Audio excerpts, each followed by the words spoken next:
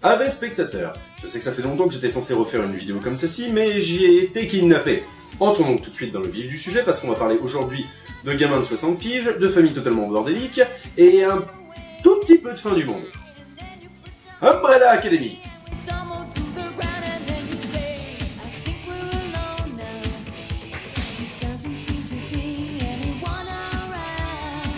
À la base un comics écrit par Gareth Way et dessiné par Gabriel Bá, la série est produite par Netflix et réalisée par Steven Blackman, à ne pas confondre avec le catcheur du même nom. Parce que moi, je me suis planté. Est-ce que c'est normal qu'un mec qui s'appelle Homme Noir soit blanc?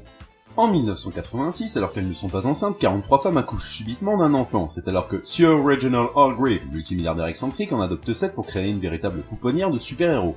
Chacun des gamins ayant un numéro pour nom, et comme c'est un peu chiant, on va quand même les appeler par leur vrai nom. Numéro 1, Luther a une super force. Numéro 2, Diego est télékinésiste.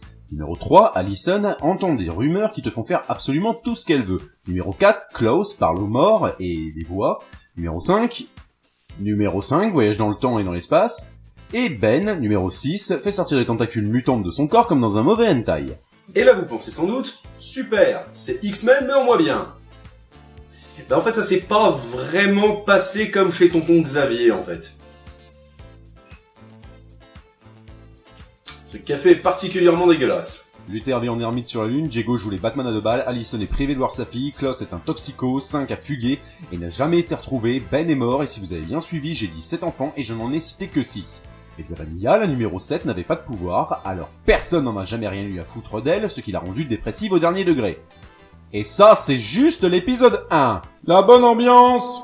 17 ans plus tard, toute cette petite famille complètement bancale doit se réunir pour les funérailles de leur père. C'est le moment qu'a choisi numéro 5 pour refaire surface, leur expliquant qu'il a voyagé dans un futur proche, qu'il y a vu la fin du monde et qu'il veut empêcher ça. Vous l'aurez compris, la série part dans tous les sens. Est-ce un problème? Non, parce que c'est hyper bien géré. Enfin, à un détail près. Vanilla, jouée par Ellen Page, est une excellente actrice, blablabla, on s'en tape. Le problème avec elle, c'est que tous les acteurs de la série n'ont pas pour palmarès d'avoir tourné pour Christopher Nolan. Si vous connaissez un petit peu la logique des studios, vous savez qu'on ne met pas une actrice avec une carrière aussi grande à un simple second rôle. Et c'est un problème parce que ça vend la mèche d'une des nombreuses intrigues de la série. Et c'est plus ou moins tout ce que la série fait de mal. Techniquement, je sais qu'elle prend d'énormes libertés avec le comics. Mais bon, après si t'es pas content, t'as qu'à lire le comics.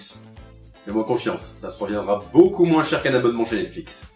Mais en même temps, ces petites libertés étoffent à la fois les intrigues, mais aussi les personnages, comme ceux de Chacha et Hazel qui possèdent une vraie dimension dans la série, alors qu'ils peuvent être résumés à 2 tueurs psychopathes dopés au sucre dans les comics. La musique, putain! Vous n'imaginez pas à quel point le bot YouTube me brise les noix, parce qu'avec son système totalement nazi, je ne peux même pas vous faire profiter un tout petit peu de la qualité exceptionnelle des musiques sélectionnées. Enfin ça, c'est pour peu que vous avez du goût. Cette blague est destinée aux personnes qui écoutent de la merde à fond dans les transports en commun. Mais si vous devez regarder cette série, c'est très certainement pour ses personnages. Et surtout Klaus. Je vous assure, ce mec est terrible. Je sais que d'habitude j'aime utiliser des scènes pour mettre en avant un personnage, mais pour le coup comme la série n'a qu'une saison, j'ai vraiment pas envie de vous spoiler la moindre seconde. Rien que résumer les personnages était limite un crime.